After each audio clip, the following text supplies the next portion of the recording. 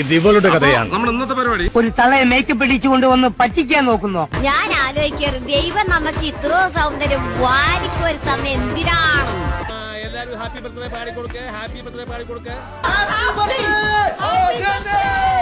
Happy birthday to you, happy birthday to U.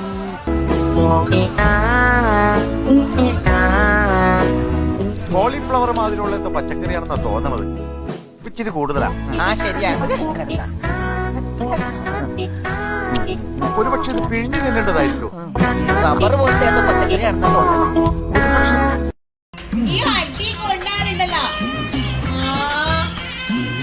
സ്വയരക്ഷയ്ക്ക് വേണ്ടിയല്ലേ നമുക്ക് പോലീസിനോട് പറയാം. പോലീസ് നീ പറഞ്ഞ് മനസ്സിലാക്കും. ഞാൻ വക്കീലുമായിട്ട് വരാം.